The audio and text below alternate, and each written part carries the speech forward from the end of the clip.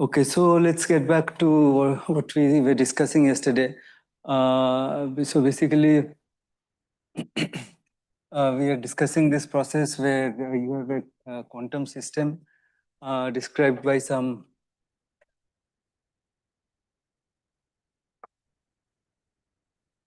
okay, so there's some quantum system described by some Hamiltonian age, and so there's a size. The state is described by size. So this is this is very general. Okay, so it can be. So right now we'll stick to finite dimensional systems like Hilbert. The Hilbert space dimension is finite, but it can be any system otherwise. Okay. So there's some Hamiltonian, and it evolves.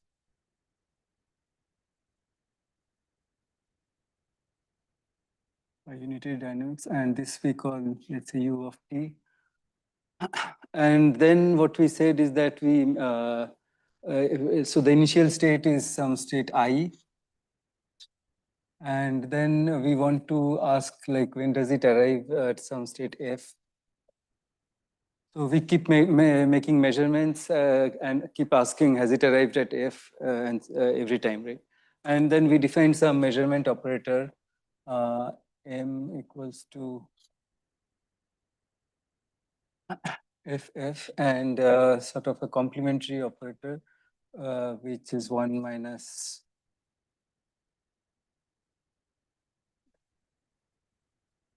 okay, and the idea was like we have time, and we keep making measurements at regular intervals of time tau. Okay, so so there's a measurement every time, and then we ask in the nth measurement, what's the probability that for the first time the nth measurement gives me that the system has arrived in the state F. Right? That's the question.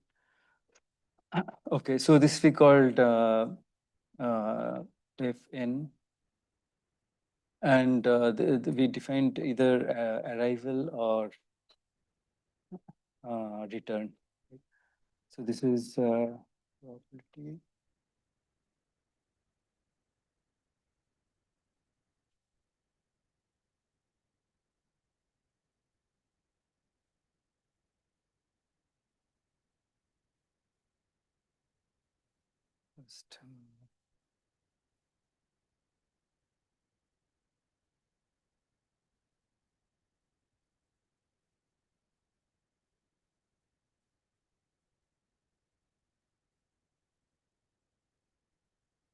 Okay.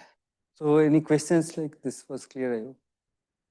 Okay, so then we wanted to, okay, so the usual dynamics of the system is, of course, described by this unitary operator. And if we didn't have measurements, then, I mean, in general, so we know that we can look at this object, let's say U. So if we at each time this unitary is U tau, so now we just call that U, right? In this time interval tau, whatever U tau, so we'll now call it U. And so if you do it n times, if we didn't do measurements, then the evolution would have been something like this. Okay, so so this is the kind of free evolution. And then we can measure, let's say, this quantity. Okay, so this is like the usual thing. We write e to the power minus I h t transition from some state, initial state to final state. And this, I mean, this we have seen in many lectures, right? This kind of an object. So this is, so how will you evaluate this? You just put some complete set and then expand and so on. Right? So this is, I mean, even I think Alberto did it, Sanjib did, everyone wrote this. So it's not a new object, it's a standard thing. But now we are doing it at, here t is some n times tau, right? So, so in the usual case, we would get some g of t, and so this is the Green's function or the propagator from some initial position to some final position. the propagator. And what we'll now do is just take a kind of a Laplace transform in time. So that's so in usual quantum mechanics, we would define this Green's function. Okay, and but now here it's because we are doing things in discrete steps. So we'll define this object z to the power n, n equal to 0 to infinity. And this we called as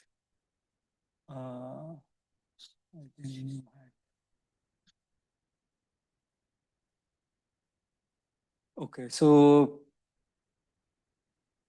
and this subjects, okay, so we made some definitions. I think we said mu n equals to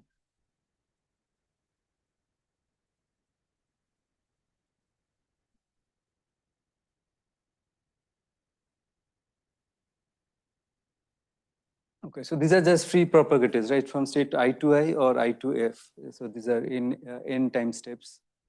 And then we defined the first, for if you want to compute this first passage things, then we saw that this can be expressed as some, in,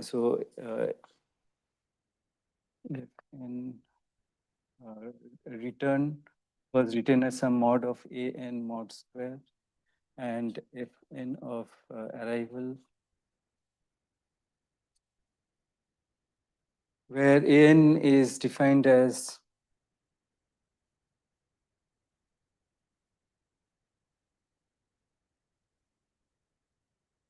okay, so now it's not this u to the power n, but it's some different operator u tilde, and bn is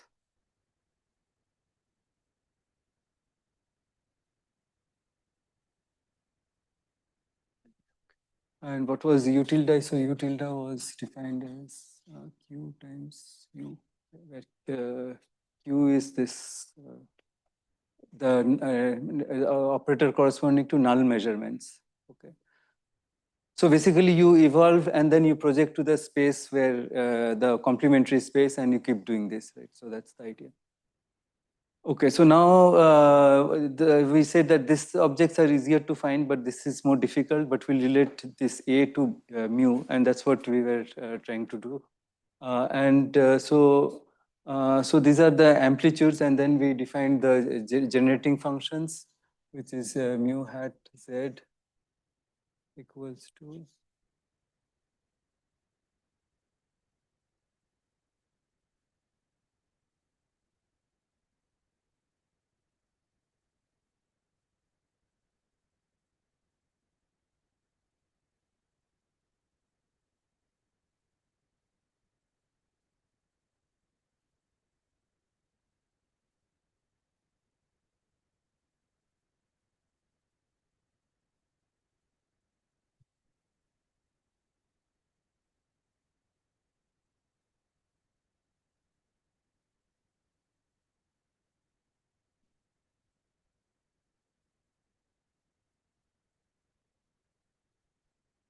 okay. So now, okay, then we had another definition, which was this g of z, which is just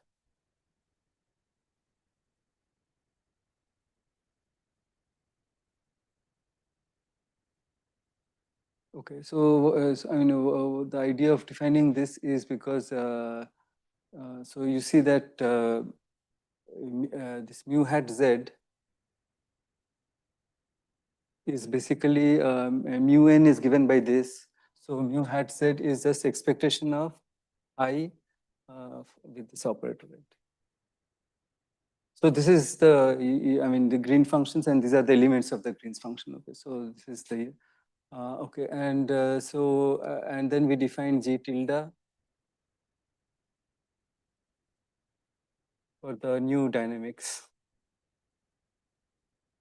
Okay, so this is the measurement dynamics. Okay, and then we found a relation between this G and G tilde.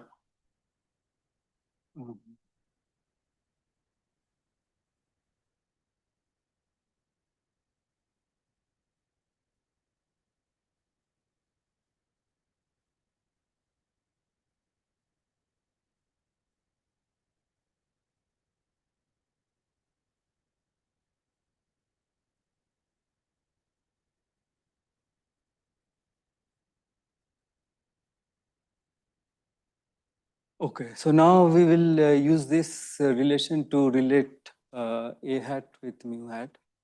Okay, so let's see how to do it. Okay, so what is Gi? Okay, so let's try to find G acting on I. Right, yeah. So if we uh,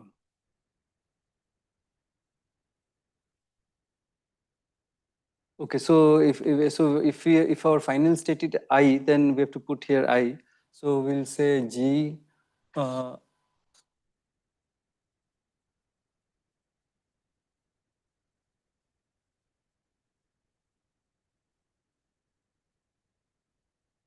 Then okay, actually let's first do it generally. Let's just take this and act with GF. Okay, so if we do this, then we get G tilde F plus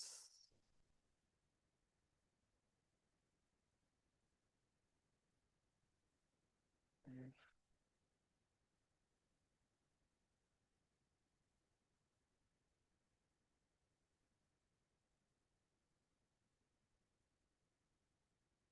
So which means we can take G tilde F common. So this is just some scalar. So and then we get G tilde F equals to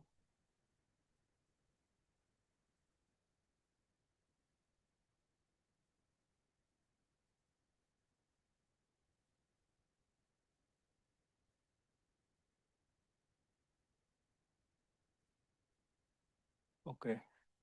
Now, if our initials, if our we let's set f equal to I, which means that we are looking at the return problem. So if we set f equal to I, then we get g tilde I equals to gi.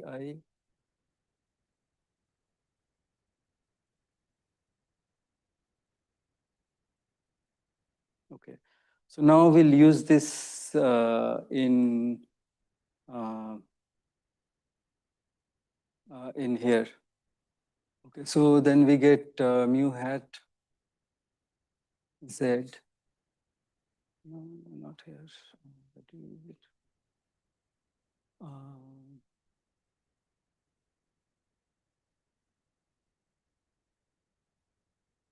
Oh no, sorry.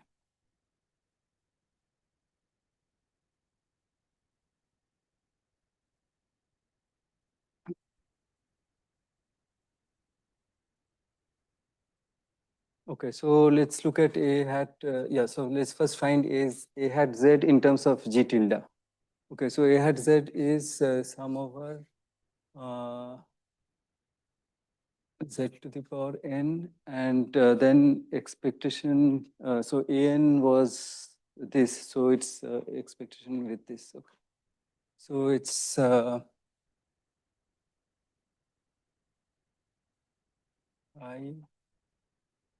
I, and inside we have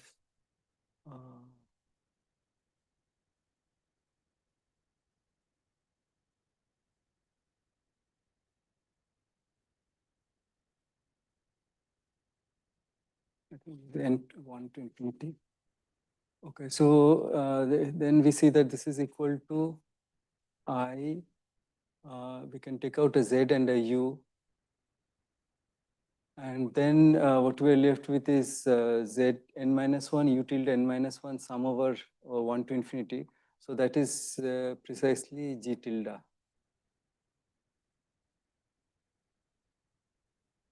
Okay, so this is clear, I hope. Now we use that this formula. So g tilde I is this. So this becomes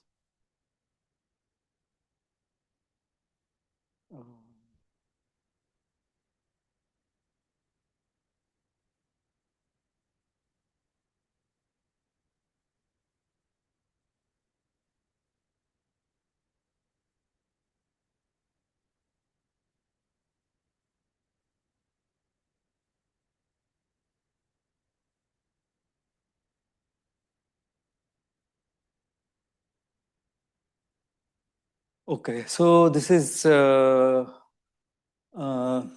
Okay, so now we are almost there. So we still have UG. What we want is so mu hat was had just G, right? Not it didn't have a U. So now let's see what we can do. Okay, so now if you look at this object, Z UG. So this is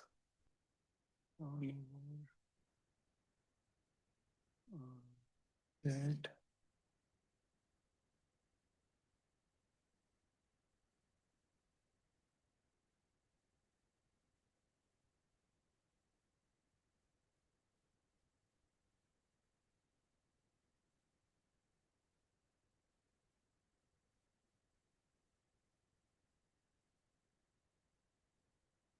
So what is this? So this is, it starts on 0. So I can add +1 and subtract 1. So if I add 1, then it's I can make it, this thing start from 0 and make it n. So then this is just, this is what?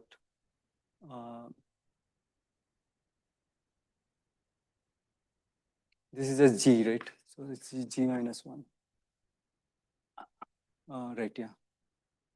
Okay, I mean, that's kind of, yeah, right. Okay, so that's just, yeah. Okay, so this is G minus 1. So therefore, Z U G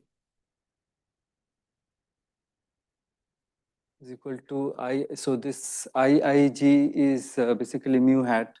So this is mu hat. Okay, so therefore, this object here, it's just mu hat minus 1. And then this is the same thing, plus 1. So this becomes A hat Z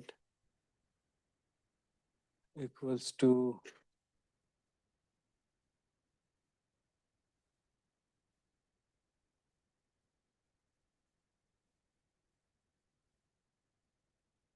okay, so this is the first important formula.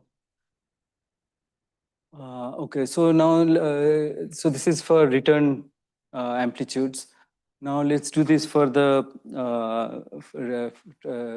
first arrival yeah, amplitude. So then we have to look at B hat Z and try to write a similar expression.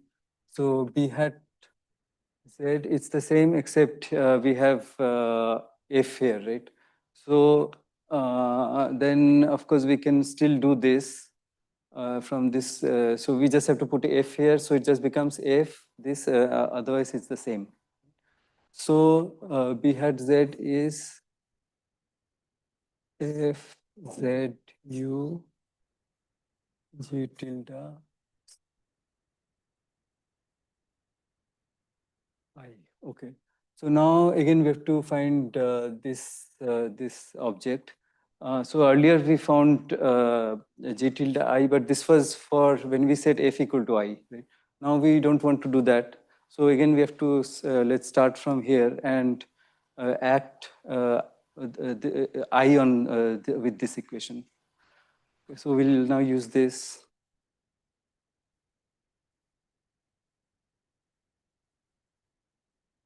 Implies G acting on I is equal to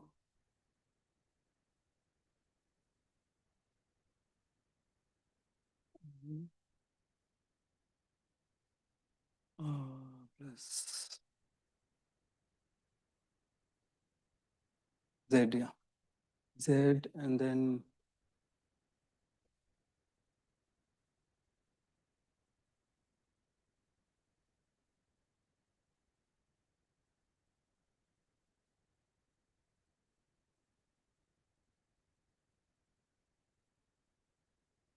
okay, so now what do we do?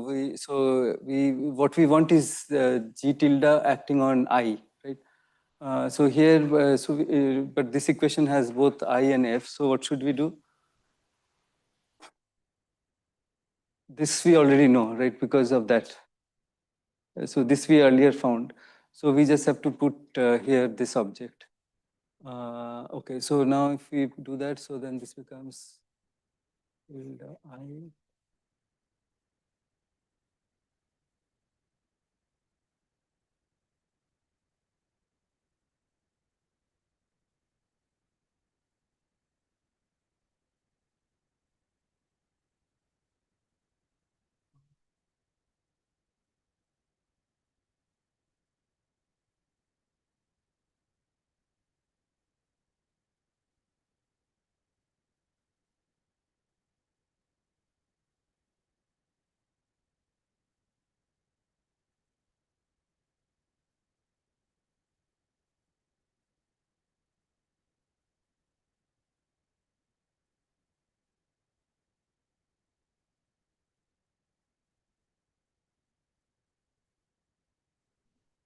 Is there some mistake or it's fine?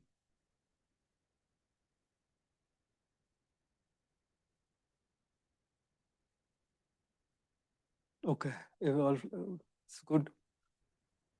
Okay, so then we just take, so now we want this, so we just take everything this side. So G tilde I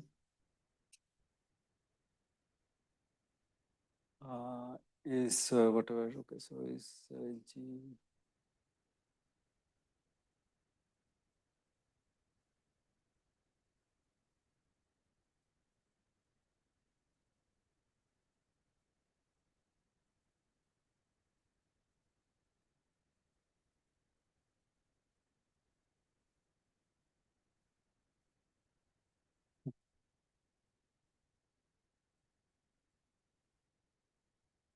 Okay, now we are ready to find this. So we just have to take this and put F, F Z U.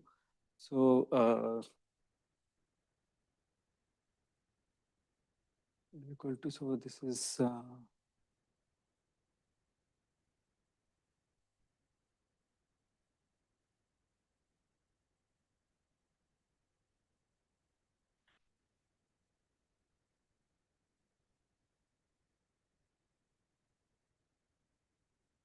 UG.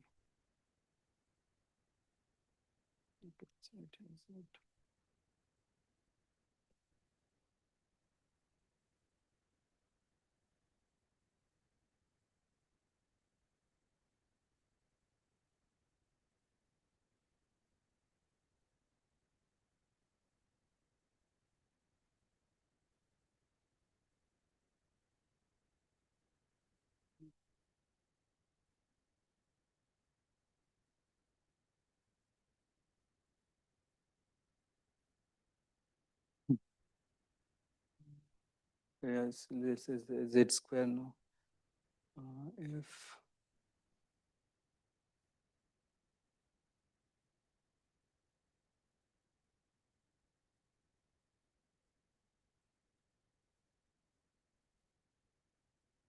Okay, so now if we just simplify this, okay, so you can see there's some cancellations because this into this is cancels with this, right? It's exactly the same. So then finally it's just Z.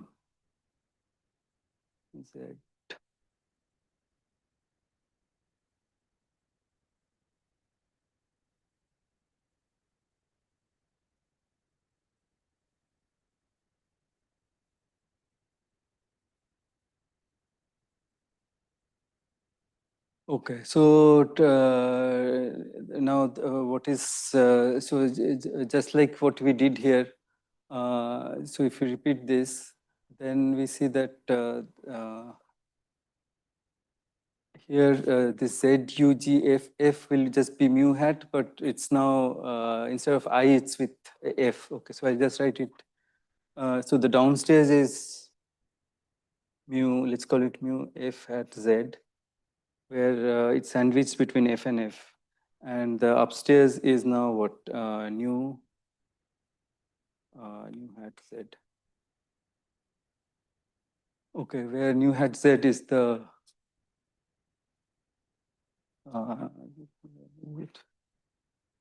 the subject. So new n is the transition, and this is the generating function. Okay, so this is our other relation. So finally,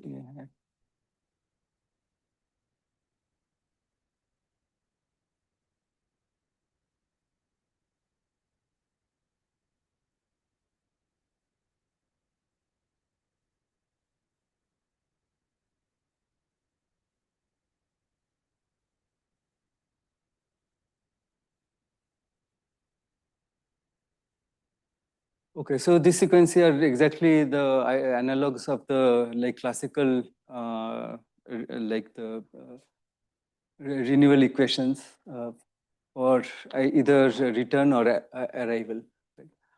Okay, so now what can we do? Okay, so of course now what we'll have to do is, given any like specific problem, we have to evaluate these objects which are easier to find. Then of course we know this, but then we have to invert this. So the inversion is, I mean, so basically an would be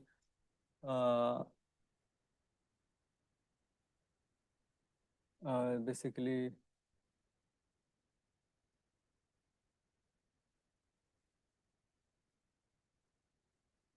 Okay, so we will have to do this inverse transformation, and then finally an is an mod square, right? Okay, so what we'll try to do now is maybe just do some few examples where you can, okay, kind of, at least in one case we can do it everything exactly. It's just a two-level system. In the other case, it's a 1D lattice where again you can do some asymptotics. And we'll ask questions like this so for classical random walk, we saw that this goes as n to the power 3 by 2. And we'll try to find the analog of this result. So it turns out that for the quantum random walk, it's actually just square of this. Okay, so it's 1 by n cube. And here the probability of return was always 1. Here we'll find that the probability of return is actually less than 1. Okay, so with a finite probability, you won't return. Okay, so any questions? Okay, so now let's maybe one other thing that I should say is, okay, so what is the probability of return? So the probability of ever returning, right? So that's sum over fn equal to 1 to infinity. So this is,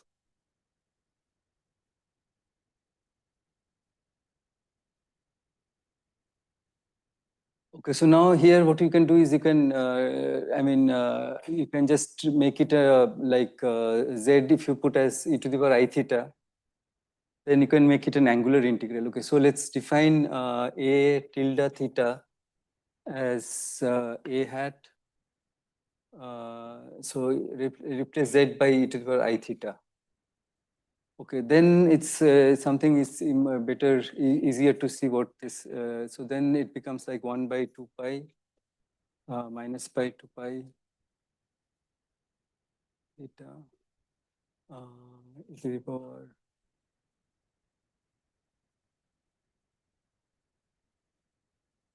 theta, right? And now if you take an mod square, then you can an mod square, and then let's say you do n equal to 1 to infinity.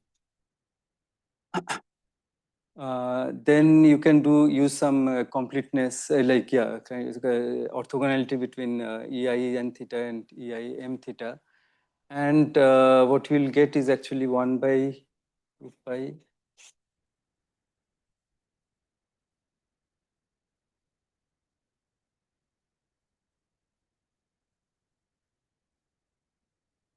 mod square. Okay, so this is what you will get. Okay, so this is, I'm just leaving it as an exercise. Okay, so now when is the survival probability 1? Okay, so it will be 1 only if, so this is some function defined on the like this unit circle, like theta goes from 0 to 2 pi. So this can be 1 only, there's only one possibility. Okay, so maybe I didn't say something. Okay, so okay, so at least if it's 1 everywhere, then it's going to be 1, right? So if this is 1, then that's it's going to be this integral is giving 1. So in that case, you'd find that it survives with probability 1. So I mean, so supposing you're doing a random walk on a lattice, something like this. Okay, and okay, so then of course you expect that if you start from some point, and keep doing these measurements, it should definitely come back, right?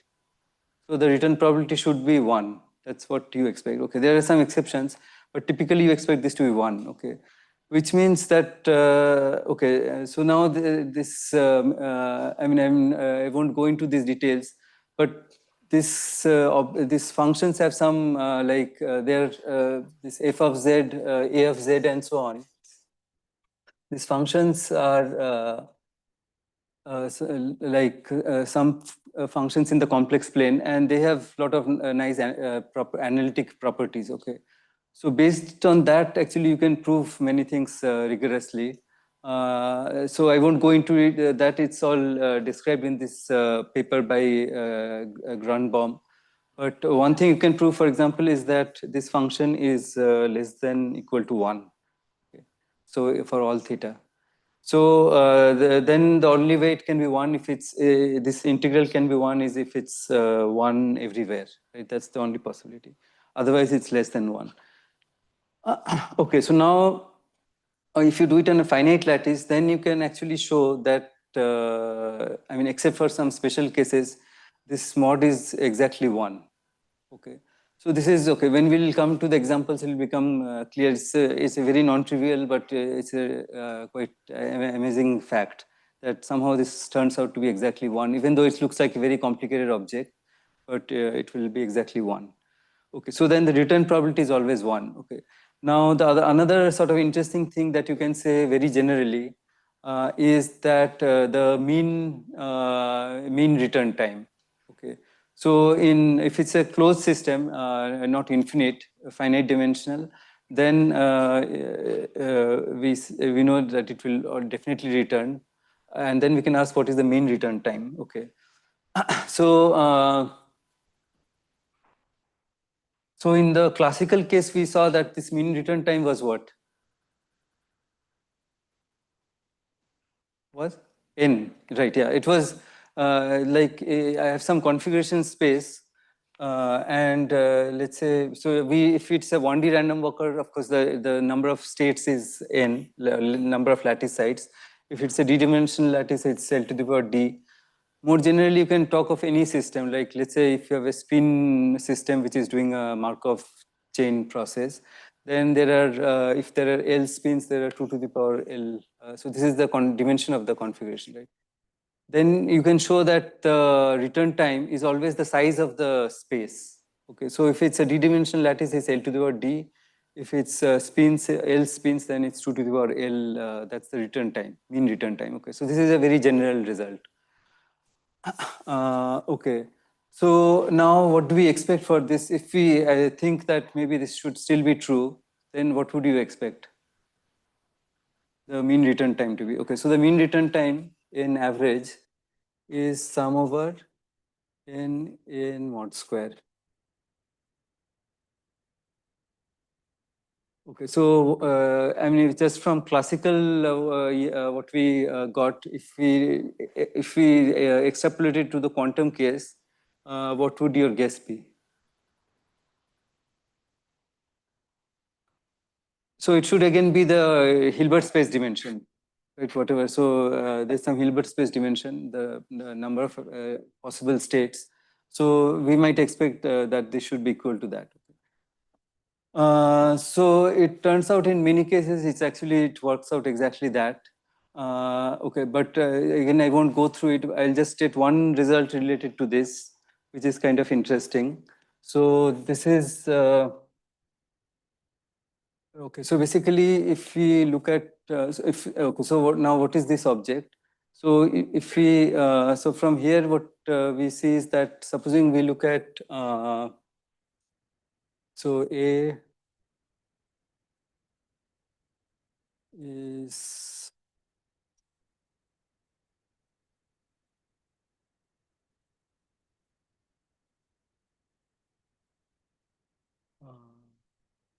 okay, now if we take, let's say,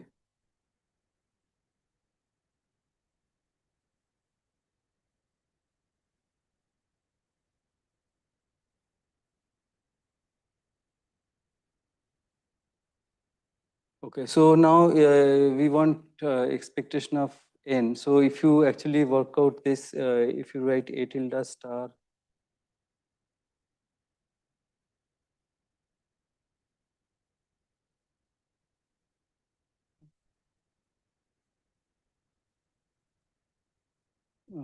this is,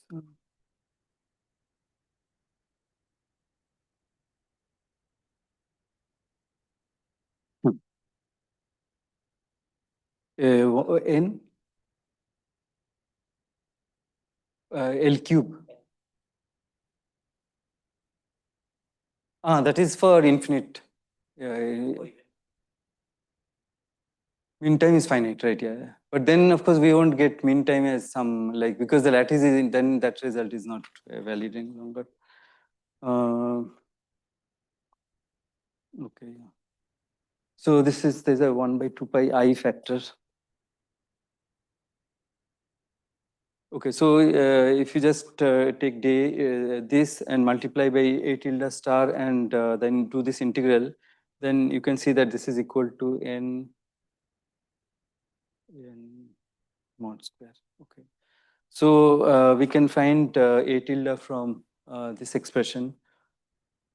Okay, so let me go this way.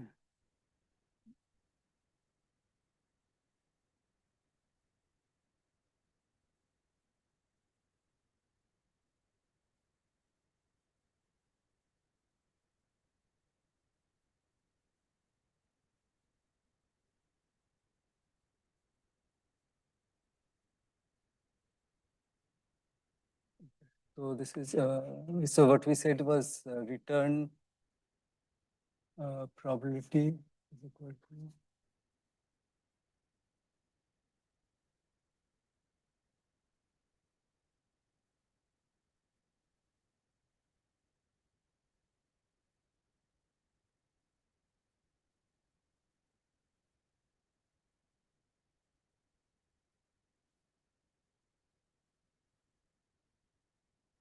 and then mean.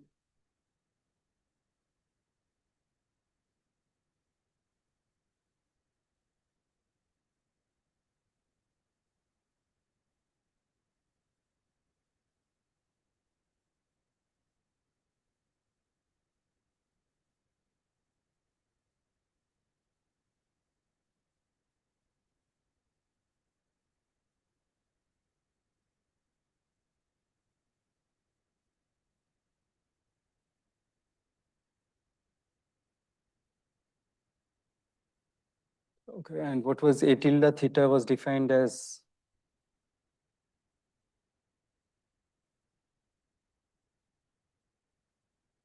Okay, so now this is what we got. Okay, so we said that one can prove, I didn't prove that if the system is finite, then quite often this is equal to mod is 1. 1, which means I can write a tilde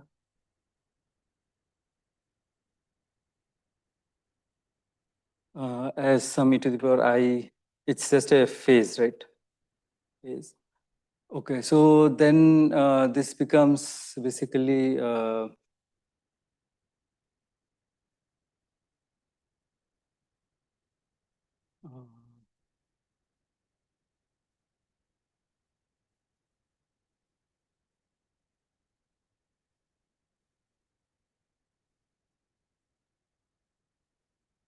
okay. So now this gamma is a phase. So I mean, if you plot it, so let's say gamma versus theta, I mean, it has to be a periodic function, right? So it can, I mean, it can, what can it do? Okay, so what is this integral? Huh? Gamma at 2 pi minus, but that would give, I mean, if it's a periodic function, it will give 0.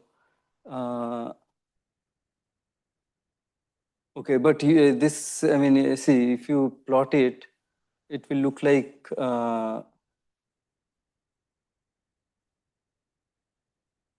I mean, so it will, let's say this is, it starts from some value. and at 2 pi, it can do various things. So it can do, maybe it's, this is pi.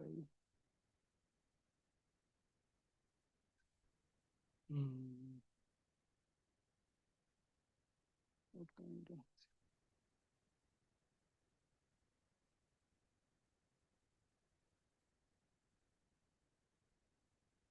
So gamma is defined modulo 2 pi, right? So it can at most go to 2 pi, let's say, but it can take like multiples values. So if it starts from here, it can, I don't know how to draw this. Maybe it comes out like this. And, right. It then.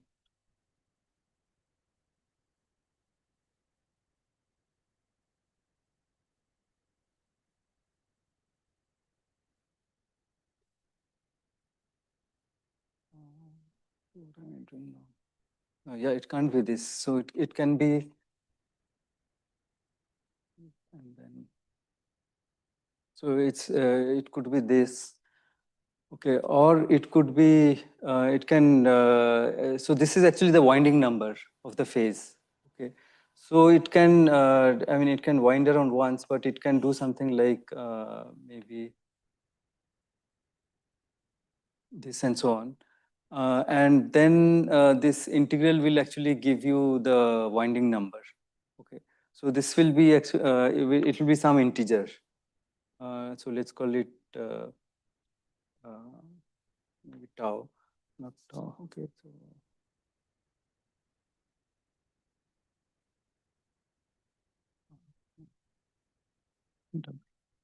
So this is the winding number. So it has to be an integer. Okay. So this is an argument which tells you it's an integer, but it doesn't tell you that it will be actually the number of lattice sites and so on.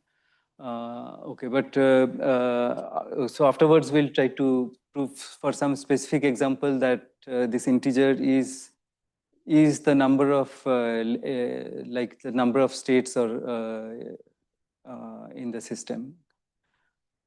Okay, so now let's do some specific, like very simple examples. Any questions?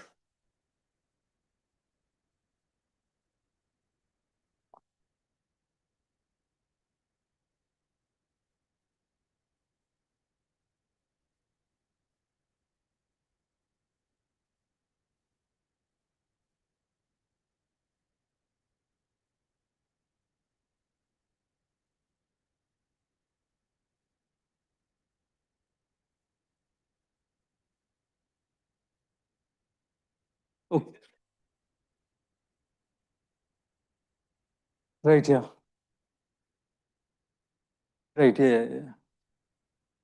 Which, yeah, what is the number of measurements till I get that expected, yeah. Okay, so now let's look at the simplest possible system, which is just a two-level, so let's say a system with just two levels, which we'll call 0 and 1. Okay, so this I can write as 0, 1. Okay, or you can also call it spin up, spin down state, right? And let's take a Hamiltonian, which is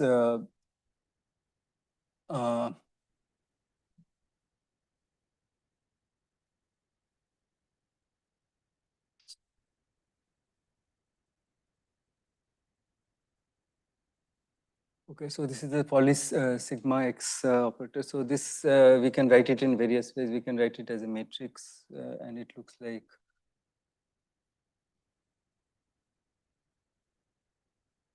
or I can write it as minus omega.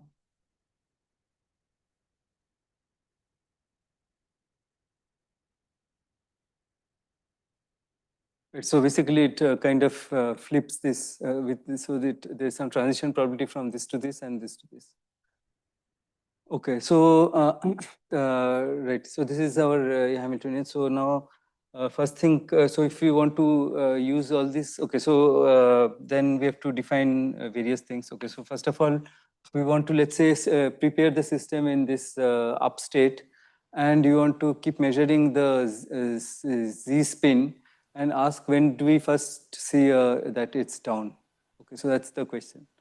Okay, so the initial state is now let's say 1, and the final state is 0. Right, so that is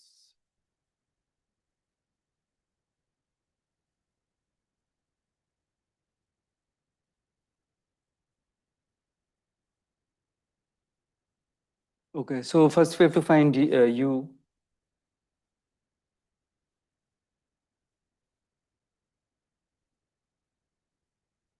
So this is, I mean, if you, so this I think you can work it out if, but it's a standard thing. So this is,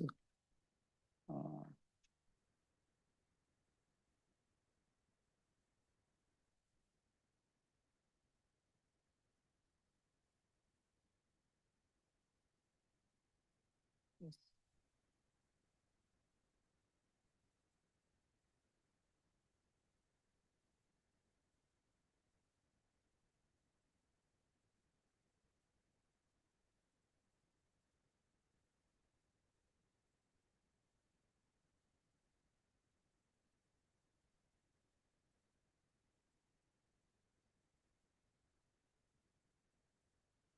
Okay, so this is our U hat matrix.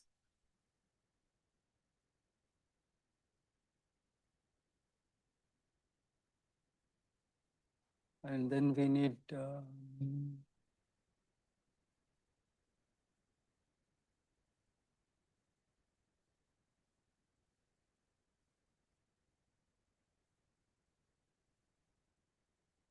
okay, so we have to find mu hat is just this. So then this is what, so U is just this matrix. So this inverse is,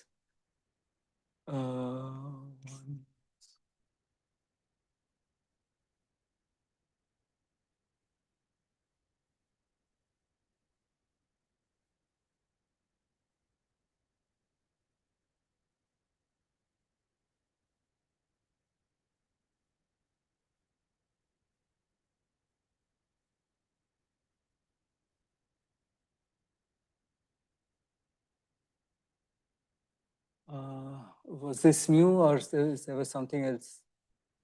Mu is a scalar, right? So mu hat was this with sandwiched between. So this was, I guess, G. Okay, so this is the Green's function, and mu hat was.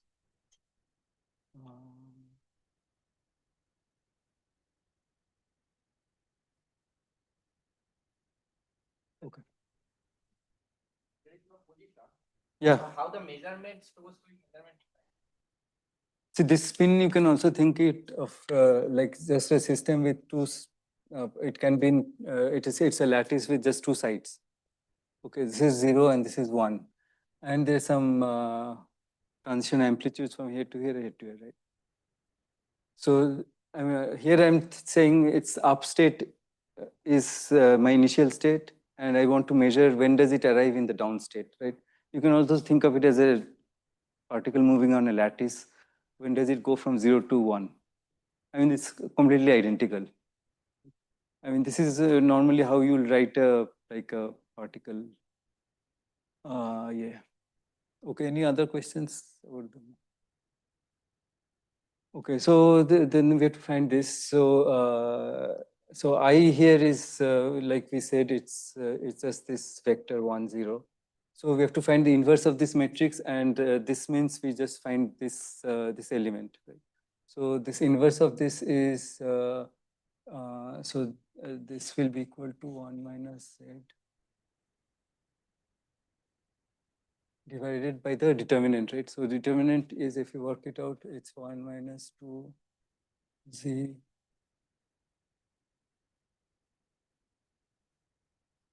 square.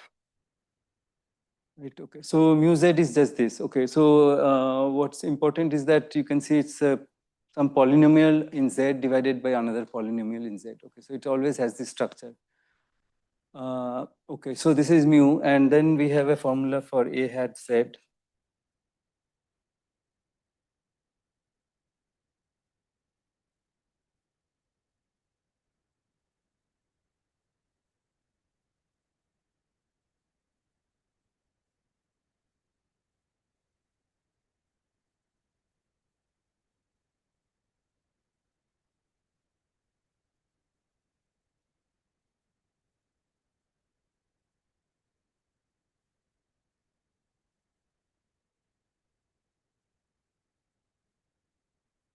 So if you do this, then we get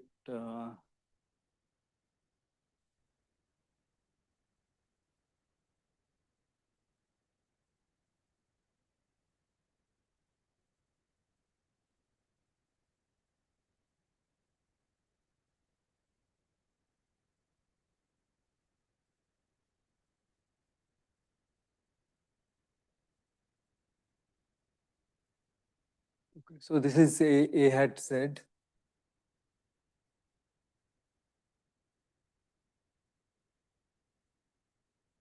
Okay, so now from here, you can see it's very easy to find AN. Right? So what will we do to find AN now? Yeah, expand. And of course, we can do that contour integral, but that's complicated. It's easier to just expand, right? Because this is very easy to expand. So if we expand, then this is Z cos omega. Okay, so cos omega tau, let's call it something, let's call it some C.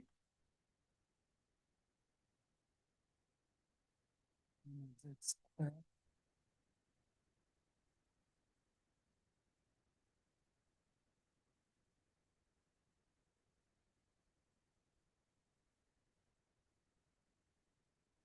okay, so then this is equal to, so there are two terms. One is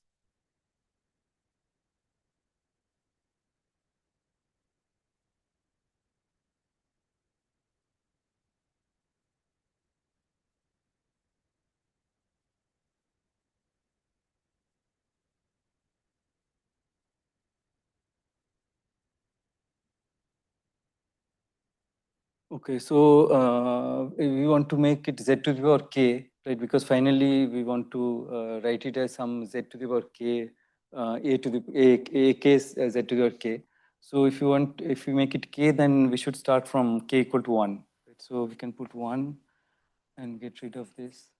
And similarly here, if we want to start from, if we want to make it k plus 2, then we should make this 2. And here we can make k minus 2. Okay, so now, okay, so we can take out one term and then add this two. Right? So the first term k equal to 1 is not here. So we'll just write it separately. So that's Cz and then plus.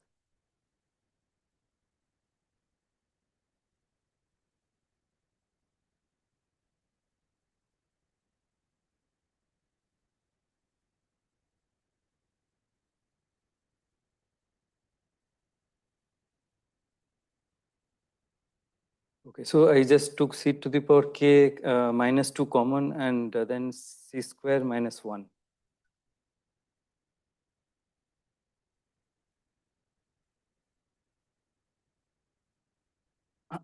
Okay, so then this is what? Okay, and c square minus 1 is what? Sine square, right? So this is just minus sine square.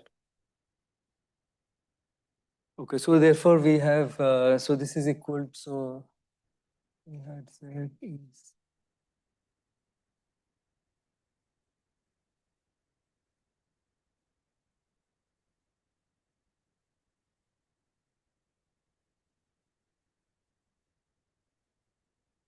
a1 equals to c and a k equals to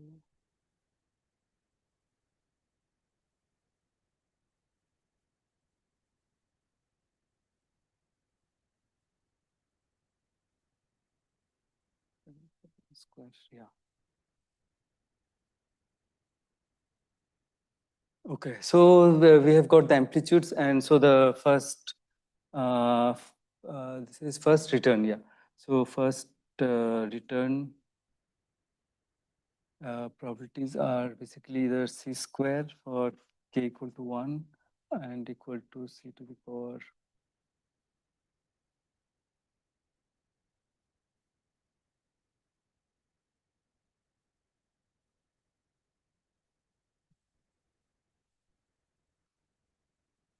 Okay, is this clear?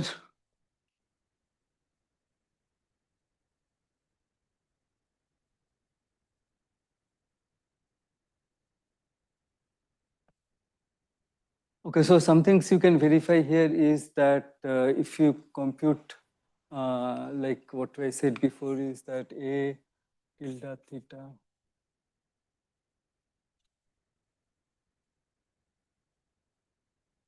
So if you compute that, that's a c to the power I theta.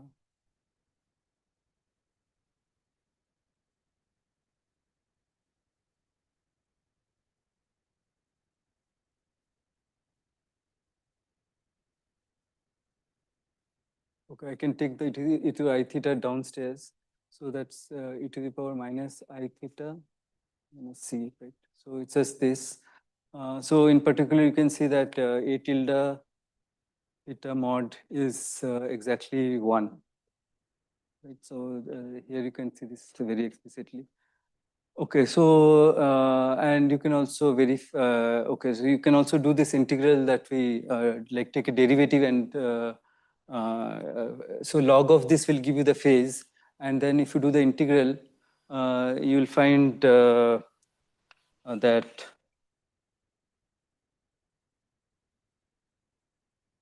Okay, so of course you can do it directly from here since we have an mod square exactly. Then it's easy sum to do, and if you do it, what do we expect? From what I just discussed. 2, right? Yeah. So this you should verify that you will get exactly 2.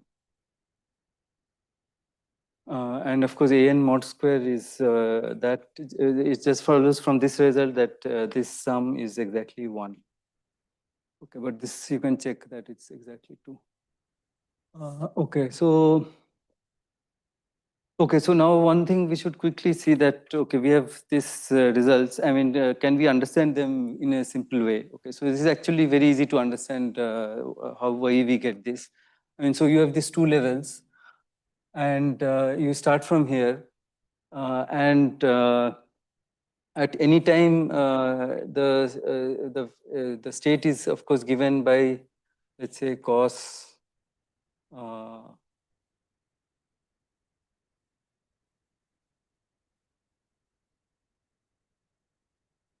right. So this is the unitary evolution, and I start from 1, 0. So the state at any time is given by this. So if I ask at any time, if I make a measurement, what is the probability I will the first measurement gives me up state. That's so it will just be so at after n time steps it would, okay, so let's say at first time step, what's the probability I'll get this? It's just cos square of this, right? So that's c square. That's exactly this result. Okay, first measurement gives. Now what's the probability that the first measurement gave me down state and then the next measurement gave me up? Okay, so after the first measurement, the probability of that is of course s square, right? But after the first measurement, now the system is in a state 0, 1, right? So from there, if I ask the next measurement, what's the probability I get again upstate? What is it? Some people are saying sine, some cos. It will be sine, okay, because once it's in this state, then the evolution is, then this is not the, yeah, then if you act with u, you will get I sine omega tau and cos omega tau, right? So now the probability of observing this state is just s square, okay? So therefore you will get another s square, and that's s4, and this is 0. Right, so you get the k equal to 2 result, and then you simply ask the same thing, like what is the probability you go like that, and then the next measurement gives the same thing, and then you go here. So that's why you'll always get a factor S4. That's a constant factor which corresponds to this and this transitions, and the other just corresponds to number of times it does this. Right? So that's an easy way to understand this result. Okay, one other result that is interesting is if I ask, like, okay, what's the probability that after n measurements, all n measurements give me 1? Okay, so what is that? Like the first measurement, second measurement, every time I get up state. What's the probability of that? So that's like it's the survey, it stays in the state. Every measurement gives, huh?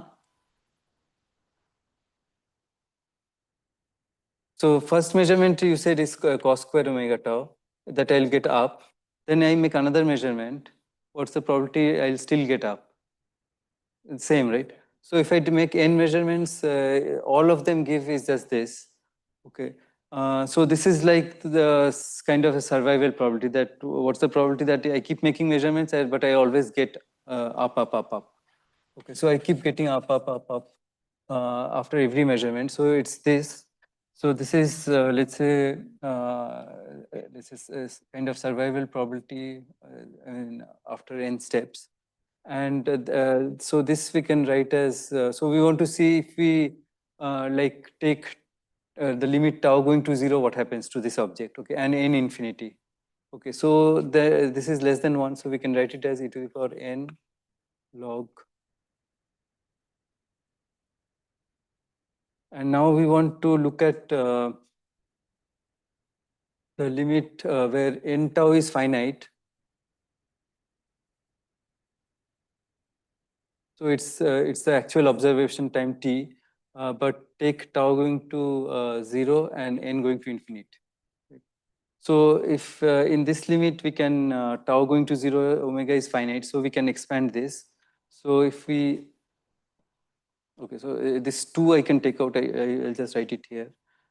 So if I expand this 1 minus omega square tau square by 2.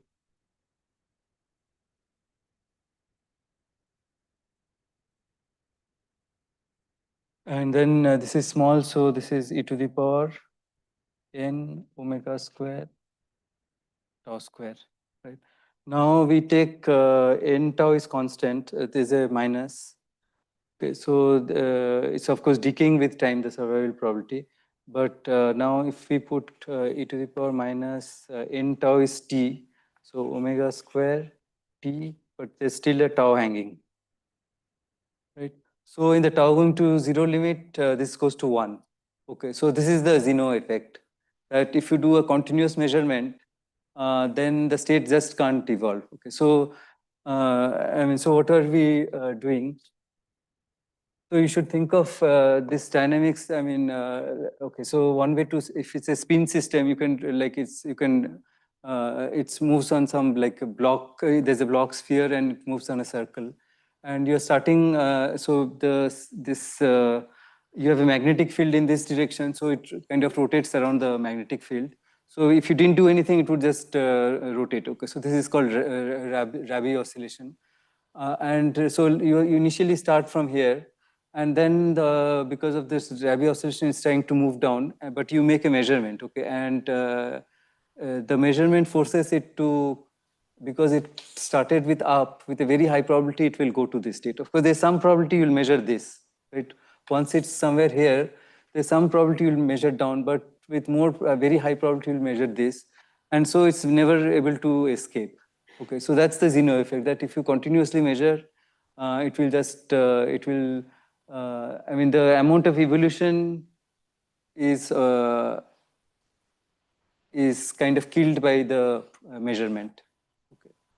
So this is basically the idea of the Zeno thing. And this is, I'm showing it for the spin, but it's true for any system. Okay, so now let's see what, 10, half and after 20 minutes, okay.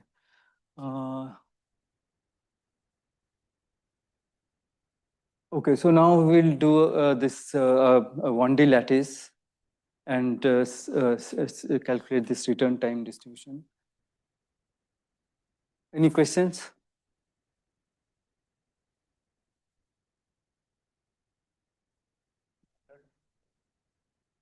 Huh? Tau going to infinity. Yeah. No, okay, omega. Yeah, then you can of course make, so if you take the limit omega square scales as 1 by tau, right? Then so this rotation has to be really large. Then you are able to get out, I mean, out of the Zeno thing. So okay, actually, in the next class, I will consider this particular limit, which is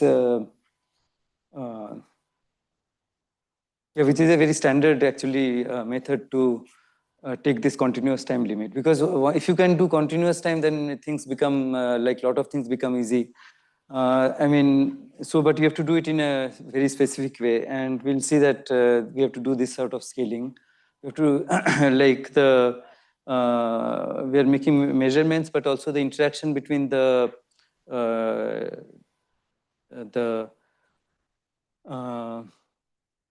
the device and the system has to be kind of very large, okay, so that you don't get the Zeno effect. Okay, so this is something that we'll discuss tomorrow. Uh, okay, where we will actually again try to go back to this tau going to zero limit, okay, and write a continuous time dynamics.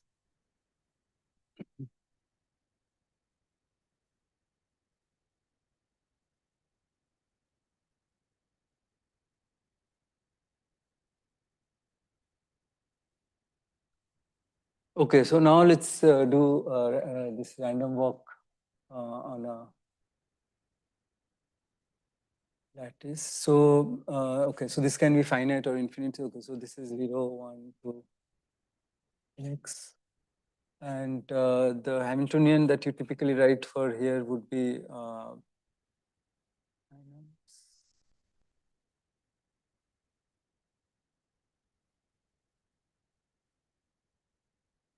okay, I'll just make it dimensionless.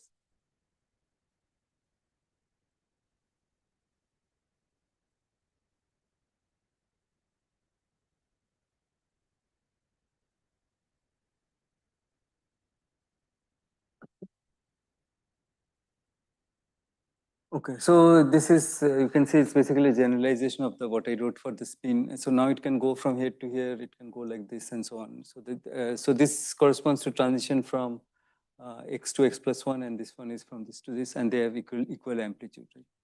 Because this has to be Hermitian, of course. And we can take either on the, let's say on the infinite line, or we will afterwards do some maybe on a finite lattice and so on. So right now this is kind of open. Okay, so now for this, if you write the Schrodinger equation, it looks like, so we have a state psi, which you write in the position basis. Okay, and then this will satisfy.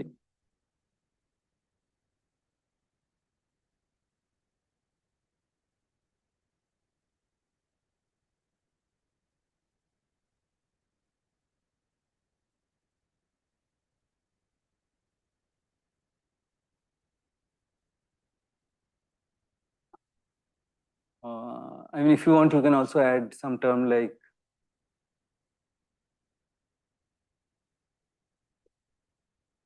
x, and then we'll get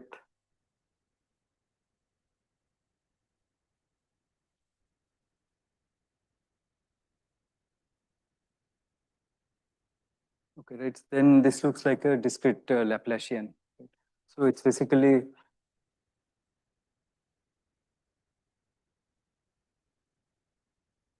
okay. So this is our lattice. You can call it quantum walk. I mean, right? Yeah. I mean, it almost looks like the classical random walk without the I. Right. I mean, it's exactly the same. Okay. So. So now, so this we can then write. Okay. So I can also write it in the form I.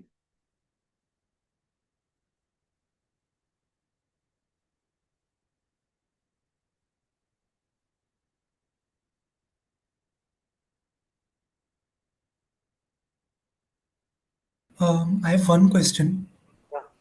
So, in when we have classical random walk, just a classical analog of this. Then suppose if we start at zero, and then it go like suppose it goes to towards the right, then we know that for it to reach say x is equal to 5, it has to pass through 1, 2, 3, 4, right? Yeah. Right. And but here also the Hamiltonian is such that either it stays at the same site, or I mean it necessarily goes like the Hamiltonian evolution is such that, Yeah. right? So but then it can all like, do we associate such continuity of motion in quantum mechanically also, or can it just directly hop from x is equal to 1 to x is equal to 5 without visiting x is equal to 3? Because Uh, when you defined your these return probabilities, there you just defined measuring it at this state f, final state, and right. Yeah. not something which is beyond f. But we know that if it has reached some state which is greater than like say 5, uh, then it must have reached 3 at lesser steps, right? So I'm just Yeah. confused what is the case for the quantum. Right. Okay. Yeah, that's a good question. I mean, so basically, okay. So the now what we want to ask is, you start from zero, and there's some marked site. Let's say, let's call it y, and so we are asking, when does it first reach y, right? And the way we plan to do it is that, okay. So in quantum mechanics, all we can say is that, okay, it starts from some initial state. There's a wave function, and we can solve the Schrodinger equation, and we can look at it at different times, right? So right now in the protocol that I mentioned, what we can say is that after time tau, I make a measurement, and I ask, is it at site y, right? Now, of course, if I look at the wave function at any finite time, I mean, it will actually immediately be everywhere. Okay, this is the, I mean, since you are doing non-relativistic physics, the wave function spreads immediately to infinity. Okay, so in some sense, it's there everywhere. Okay, so immediately after like a small time, if you look at the wave function, okay, so it's of course very sharp here, but in principle, it has amplitude everywhere. Okay. So, I mean, there's always some, so now if we make a measurement and find it here, there's a very small probability our first measurement will give it that it's here. If we find it's not here, then of course we said that it means it's now, it gets projected to this other, uh, it gets projected to the remaining thing, where of course there will be amplitude even on the right hand side. Right. So, so in some sense, the particles have crossed already this site y, but this is what we can do. I mean, this is the operational definition we are using of first measurement. But of course, the particle might have, and some particle. I mean, okay, you can't say there's only one particle. With some probability, there are now particles on the other side, even though I have not measured it. So there's no such distinction. Like in suppose classically also in 2D, if there is such things can happen that I can go around the point, but in 1D specifically I have to cross the point. Yeah. But Right. Yeah. in quantum mechanics, it is even in 1D it is like this. It's non-local in some sense.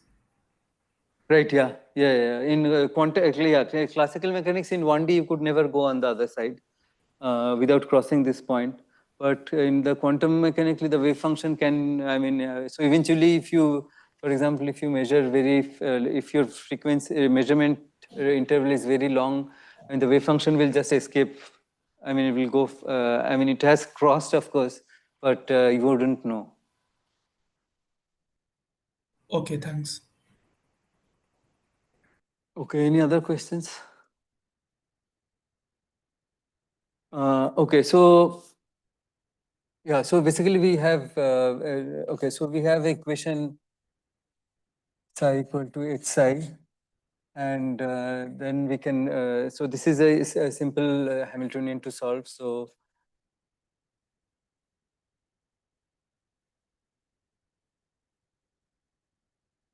Okay, so if it's so, how will we solve this? So we have to find the eigenstates of this equation, right? So the way to solve this is just to find the spectrum of this of H. So if we plug it here, we get the equations for the eigenfunctions will be, let's say,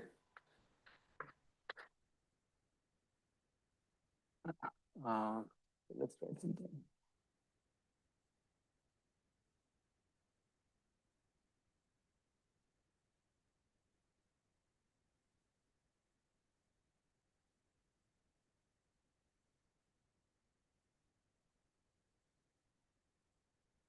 Okay, so we can find the eigenstates and eigenfunctions of this operator H. So this is without any measurements, anything, we just find the spectrum. And then we can write the solution as, so psi of xt is,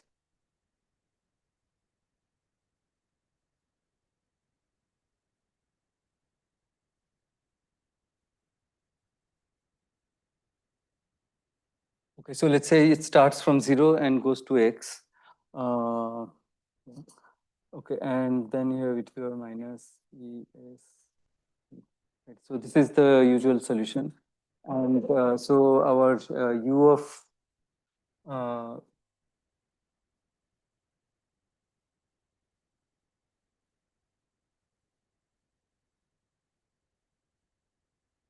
okay, so so what is u of t then? So u of t is e to the power minus n.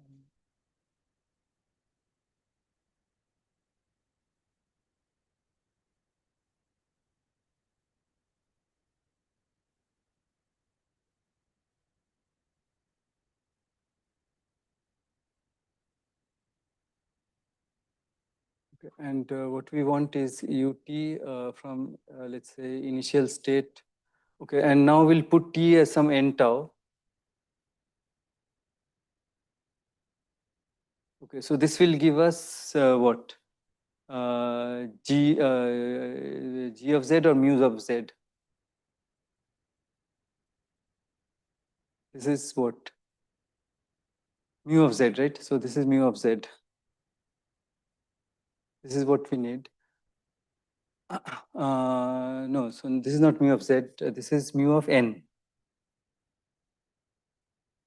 And mu of z would be z to the power n, and then n equal to 0 to infinity. Okay, so if we do that, then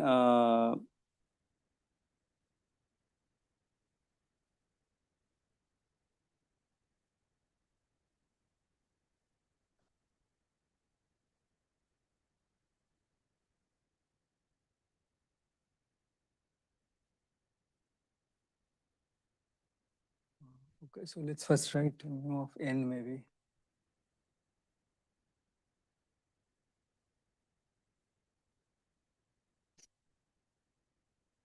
These are all the eigenstates, and then we have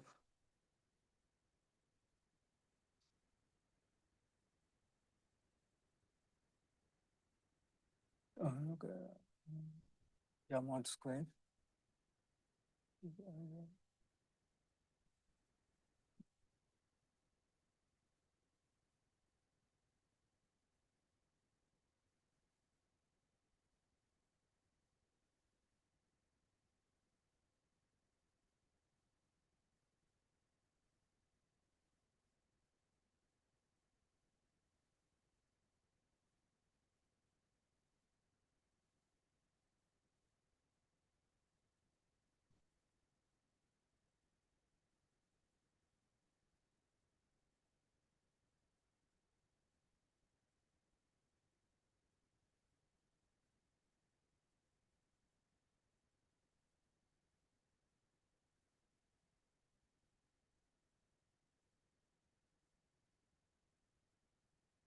Is this fine?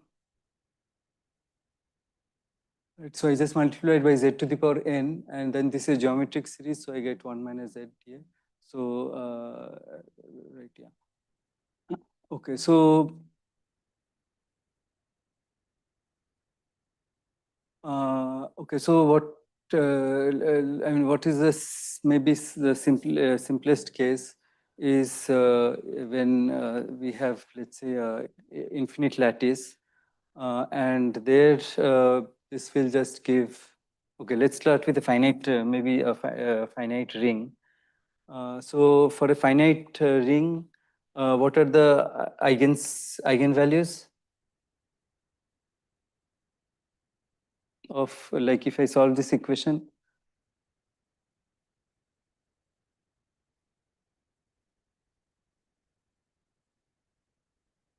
Huh? No, what are the eigenvalues of this equation on a, like, if I solve this is just here, right? It's a Laplacian del square phi equal to E phi, but it's a discrete Laplacian. If it was continuous, it would just be k square. But on the lattice, what are the allowed eigenvalues and what are the eigenstates? Huh? 2? What is 2 pi by n? So what is ES? Okay, so first of all, what are the eigenstates? Huh?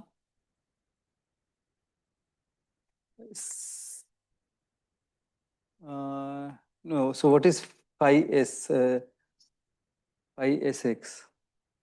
Someone said exponential. What exponential? E to the IMX.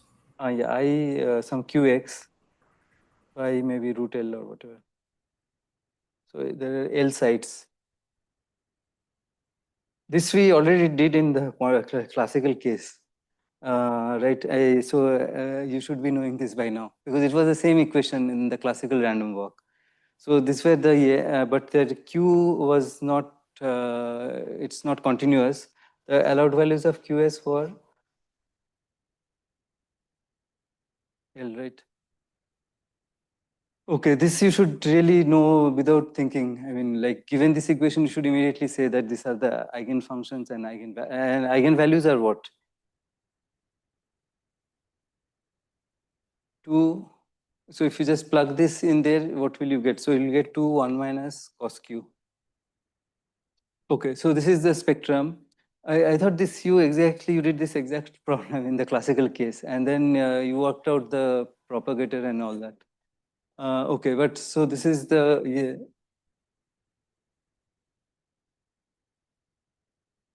Okay, so if we now choose I, so on the, if we are on a circle, all sides are equivalent. So, but we can change, let's say, the origin as 0. Then this will just become 1, right? Because e to the iqx, its mod is 1. So then this becomes sum over, so there's a normalization 1 over L, and then there's a sum over S 1 by,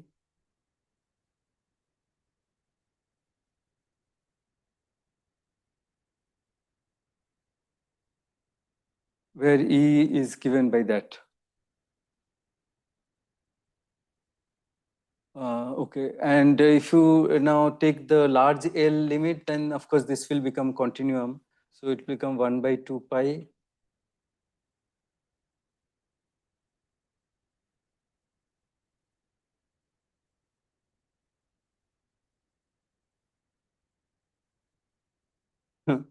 uh,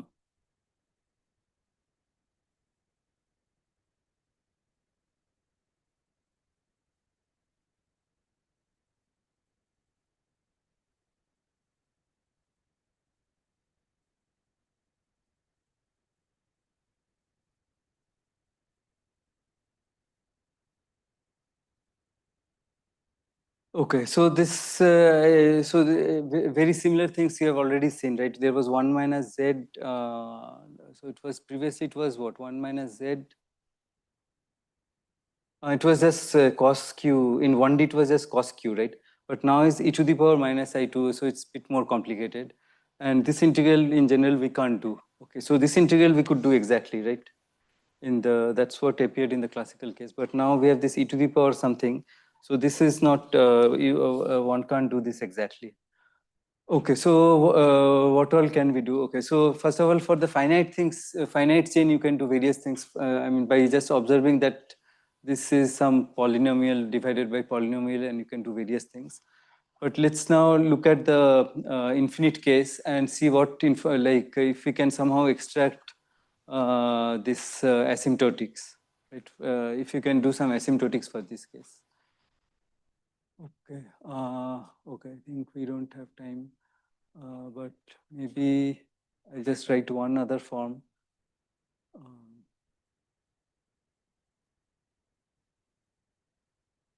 okay, so okay, so this is the generating function. But if you look at the amplitudes, then this is equal to 1 over L sum over e to the power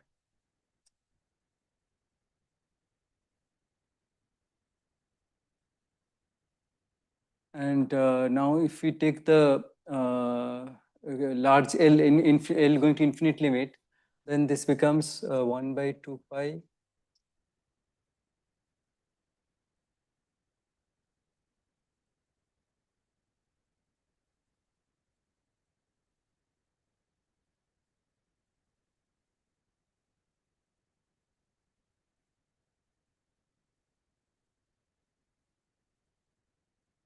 right. Okay. So now this is actually equal to.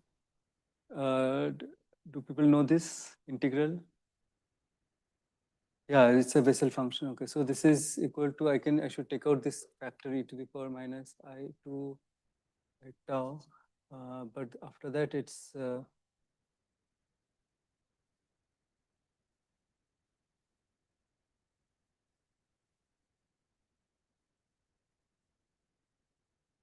So Bessel function 0 at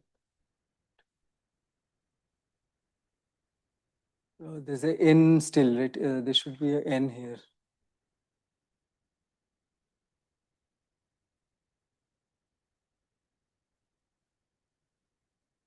Okay, so this is the form. Okay, so so this is the mu n, and then we said mu hat z is this. Okay, so we can try to evaluate this and try, like what we want again will is something z close to 1 we have to examine, right? So the singularities are around z equal to 1. So we have to try to evaluate this around close to z equal to 1. So we can either try to look at this, alternatively we can also try to look at, we have another representation of mu hat z, which is that mu n is explicitly known. And so we have some series form, right? So we have is equal to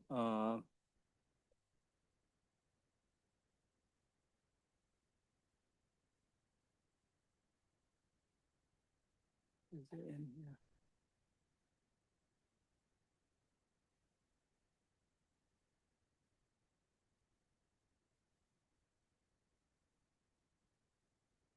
Okay, so we have two different forms, and we can try to either use this or this to find the like asymptotic properties of mu z.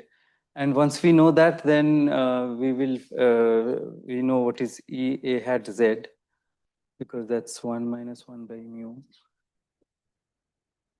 Right. So and then we can pull out the like what is large n behavior of an. Okay, so that will be our. Is it the time? Time is over. Yeah. So that's what we'll try to do next class. Okay. Any questions?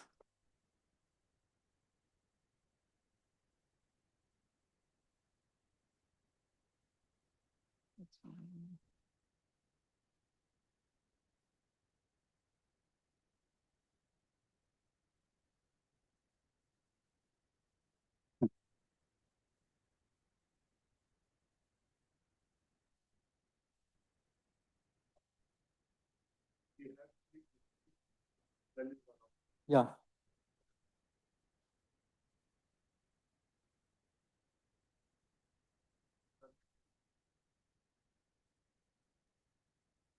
Here it's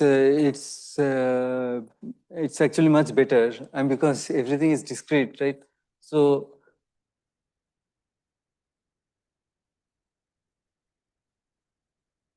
I mean, it's just that psi x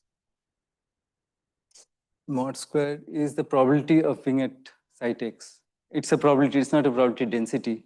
It's exactly a probability. Yeah, it's mod square, of course. That, yeah, I mean, it's like in your two-state systems. So there also there was psi 0 and psi 1, right? Psi 0 mod square gives the probability of being at state 0 and 1 gives. So it's exactly the same thing. So it's not a probability density now, but it's exactly probability. And like this, you don't have to do integral. So it's sum x equal to whatever x, whatever the domain is 1.